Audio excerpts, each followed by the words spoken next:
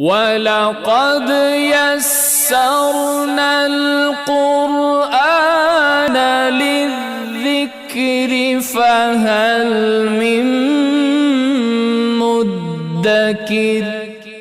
مومن آدمی تجارت کرتا ہے، سودے بازی کرتا ہے اللہ کے ساتھ، اور مومن کی تجارت یہ ہے کہ وہ زندگی دے کر اللہ کی رضا خریدتا ہے۔ قرآن کریم نے کہا وَمِنَ النَّاسِ مَن يَشْرِي نَفْسَهُ ابْتِغَاءَ مَرْضَاتِ اللَّهِ وَاللَّهُ رَءُوفٌ بِالْعِبَادِ۔ فرمایا لوگوں میں سے، قرآن کہہ رہا ہے کہ لوگوں میں سے ایسے لوگ بھی ہیں جو اپنے نفس کو بیچ ڈالتے ہیں۔ کس کے لیے؟ ہم نے اپنے سماج میں ضمیر فروش بڑے دیکھے ہیں،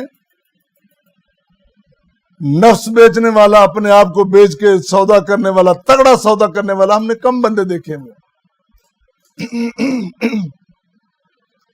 فرمایا ایسے لوگ ہیں جو اپنے آپ کو بیچ کر کیا خریدتے ہیں؟ مرضات اللہ، اللہ کی مرضی، اللہ کی رضا۔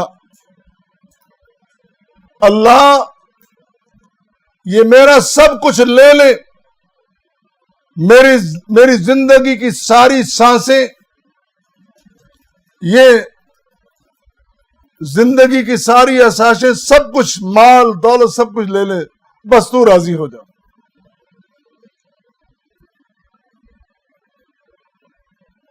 بہت سارے مفسرین نے،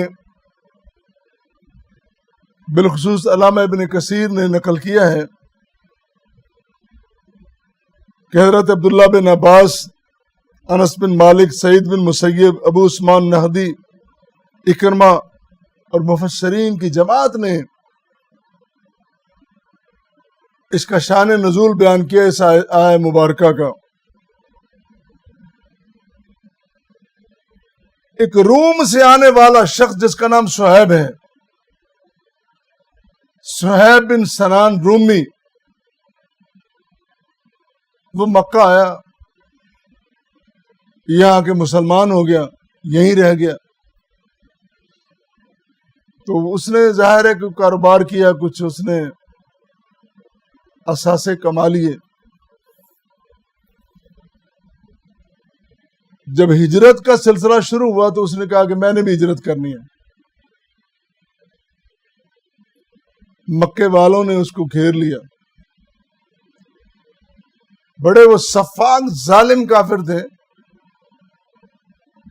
بڑی طویل داستان ہے جو ان کے ظلم و ستم کی، جو نبی کریم صلی اللہ علیہ وسلم کے پاک اصحاب پہ جو انہوں نے کی ہیں۔ انہوں نے روک لیا، انہوں نے کہا کہ اگر تو نے جانا ہے تو یہ مال ہمیں دے جا، جتنا تو نے کمایا نا، جو کچھ تیرے پاس ہے یہاں چھوڑ جا، چلا جا۔ تو بندہ سوچتا ہے کہ میری زندگی بھر کی کمائی کیسے چھوڑ دوں، لیکن یہ نہیں، سب کچھ وہیں چھوڑ دیا۔ یہ پڑا سب کچھ میں تمام تر اپنے اثاثے حب نبوی پہ قربان کرتا ہوں، مجھے صرف اور صرف اپنے آقا علیہ الصلوۃ والسلام کا ساتھ چاہیے، مجھے کچھ نہیں چاہیے۔ اور جس شخص کو دامن مصطفیٰ صلی اللہ علیہ وسلم مل گیا، اس سے بڑی دولت اور کیا ہو سکتی ہے؟ سب کچھ چھوڑ چھاڑ کے وہاں چلے گئے،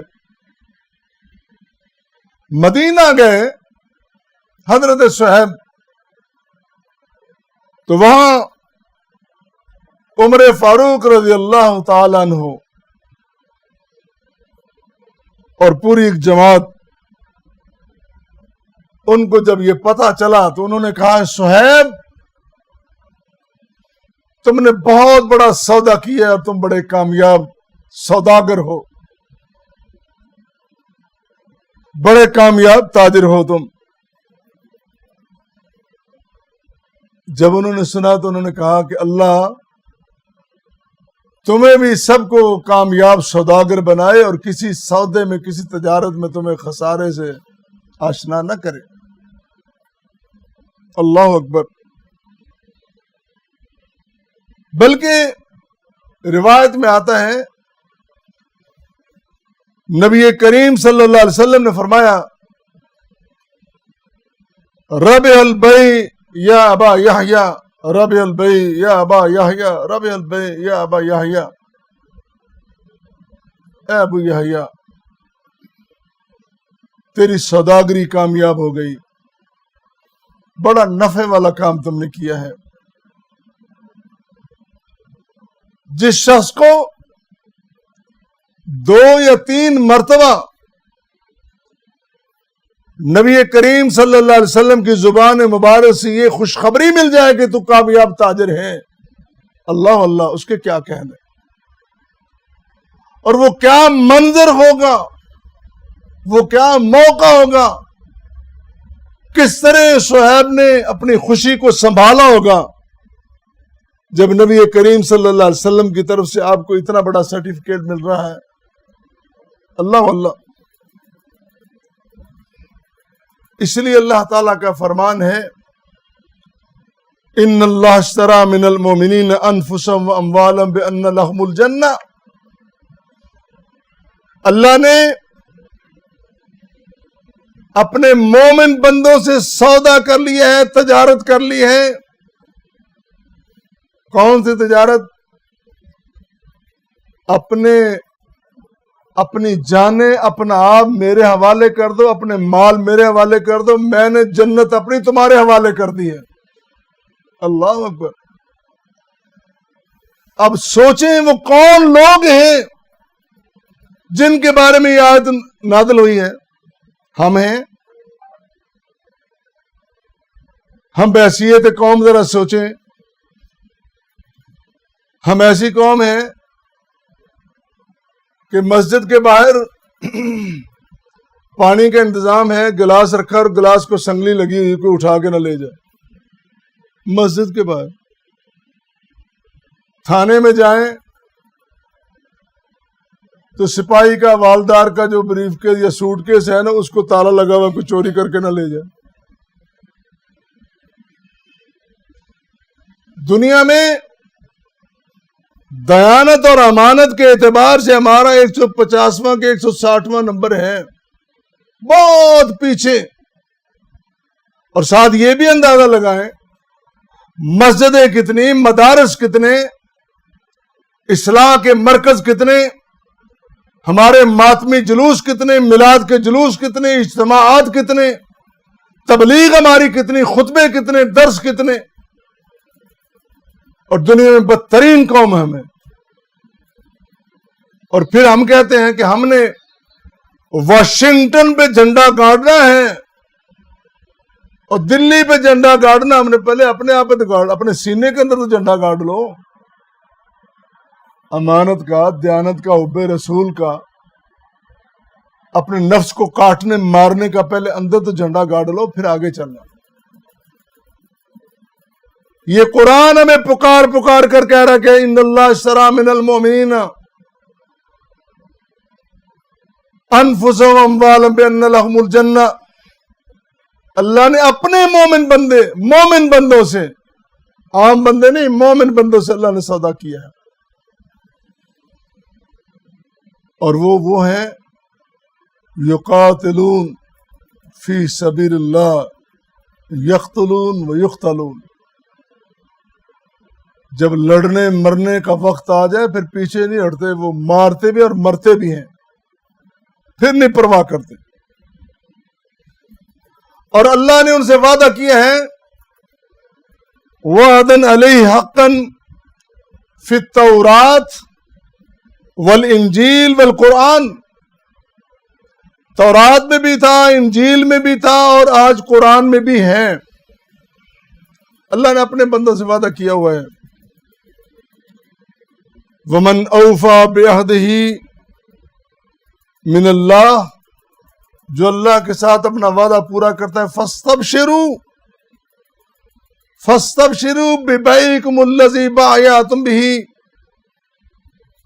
جو تم نے بیع کی ہے، جو تم نے سودا کیا ہے تجارت کی اللہ تعالیٰ کے ساتھ، تمہارے لیے خوشخبری سنائی جا رہی ہے، وذالک فوز العظیم، اور یہ بہت بڑی کامیابی ہے، اس سے بڑی کامیابی کیا ہو سکتی ہے؟ ایک اور بات عرض کر دوں، مکہ سے کچھ لوگ مدینہ آئے، ان لوگوں نے کہا کہ ہم مسلمان ہو رہے ہیں اور ہمیں دین کی تعلیم چاہیے، تو نبی کریم صلی اللہ علیہ وسلم نے ان کی بات سن کر اپنے چند قیمتی ساتھی، اپنے فاضل صحابہ، دلیر اور شجاع صحابہ بھیجے۔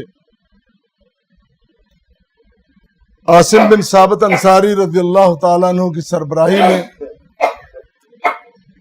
خبیب بن عدی ہیں، مرثد بن ابی مرثد غنوی ہیں، خالد بن بکیر، عبداللہ بن طارق، زید بن دسنہ، یہ سارے لوگ ہیں۔ بڑی طویل حدیث ہے یہ، اس میں سے کچھ باتیں آپ کے سامنے آپ کے گوش گزار کر رہا ہوں۔ وہ راستے میں گئے تو رجی کے مقام پر، جس کو سریہ رجی بھی کہتے ہیں، وہاں ان کو گھیر لیا گیا۔ وہ بڑے، اس وقت کے لوگ بڑے سیانے تھے راستوں کے۔ ایک بوڑھی عورت راستے میں جا رہی، اس نے گٹھلیاں دیکھی تو کہنے لگی یہ جو کھجور کی گٹھلیاں ہیں نا، یہ تو مدینے کی ہیں، لگتا ہے مدینے کے کچھ لوگ آئے ہیں۔ واپس پلٹ کے اپنی قوم کو کہا تو قوم نے 70 تیر انداز بھیجے، وہ ان کا پیچھا کرتے ہوئے پہنچ گئے، گھیر لیا ان کو۔ وہ ایک روایت میں 10 آتا ہے، 5 آتا ہے، تھوڑے سے لوگ تھے، ان کو گھیر لیا اور خوب تیر اندازی کی انہوں نے۔ تو وہ بڑی دلیری، بہادری اور بڑی شجاعت کے ساتھ لڑے۔ تو عاصم کے پاس رضی اللہ تعالیٰ عنہ، ان کے پاس 6-7 تیر تھے، انہوں نے ایک ایک کر کے جب چلایا تو ایک بندے کو ضرور گرایا، بالآخر ختم ہو گیا، انہوں نے گھیرا ڈال لیا۔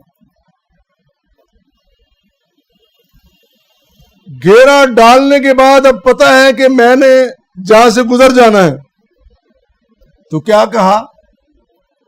اللہ، جس طرح تو نے میری ساری زندگی حفاظت کی ہے نا، اب میرے جسم اور میری لاش کی بھی کرنا۔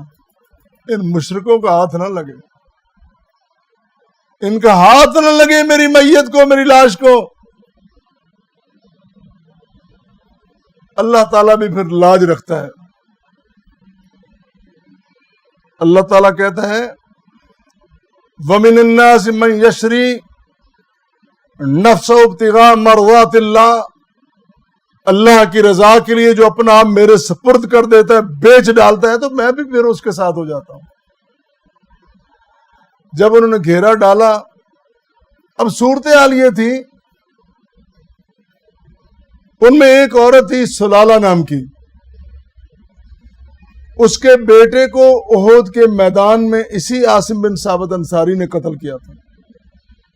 اس وقت اس نے سوچا ہوا تھا جب میرے وہ قابو آ گیا نا، تو میں اس کی کھوپڑی لے کر پیالہ بناؤں گی، جام بنا کے اس میں شراب پیوں گی۔ وہ جہالت میں بھی کتنے آگے تھے، بڑے ڈاڈے، بڑے ظالم، بڑے صفا۔ بوڑھی عورت ہے، لیکن کہتی ہے کہ میں اپنے بیٹے کے قاتل کی کھوپڑی اٹھا کر اس میں شراب ڈال کے پیوں گی۔ اگر اس کو موقع ملتا تو وہ کر گزرتی، لیکن اللہ تعالیٰ اپنے بندوں کی حفاظت تو کرتا ہے۔ جب دعا کی تو اللہ تعالیٰ نے، جب ان کافروں ظالموں نے تیر اندازوں نے گھیرا ڈالا تو اللہ تعالیٰ نے شہد کی مکھیاں بھیج دی۔ اللہ اکبر، وہ مکھی سے کام لے لے، وہ مچھر سے کام لے لے، وہ ابابیل سے کام لے لے، وہ پانی سے کام لے لے، ہواؤں سے کام لے لے، وہ تو سب پہ قادر ہے، سب کا مالک ہے۔ اب وہ اس طرح گھیرا ڈالا مکھیوں نے، اب ان کو کوئی سجائی نہیں دیا۔ یہی نہیں بلکہ روایت میں آتا ہے کہ بعد میں بارش ہوئی تو اس بارش کا پانی اس کو بہا کے لے گیا، اللہ نے ان کے ہاتھ نہیں لگنے دیا۔ اور اللہ پہ بھروسہ تو کرو، اللہ سے وعدہ تو کرو، کچھ دو نا، پہلے زندگی دو، اپنا خون دو، اپنی قربانی دو، پھر مانگو رب سے، رب دیتا ہے۔ رب کہتا ہے کچھ کرو تو صحیح، پھر مانگو مجھ سے۔ اللہ اکبر۔ اسی میں سے وہ ایک واقعہ ہے نا کہ خبیب جو ان کو گھیر کے وہ قیدی بنا کے لے گئے، وہ کئی دن دشمنوں کی قید میں رہے، بڑا طویل واقعہ ہے۔ وہ جن کے پاس ایک بچہ بھی آ جاتا ہے تو اس کی والدہ ڈرتی ہے کہ اس کو قتل نہ کر دیں۔